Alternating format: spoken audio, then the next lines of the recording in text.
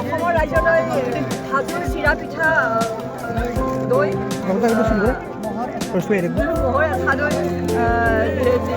দেখুৱাইছোঁ আৰু নিমন্ত্ৰণ কৰিছোঁ হাজোলৈ বিহু খাবলৈ আহক আৰু হাজোৰ লগত বিহু খাবলৈ অহাই নহয়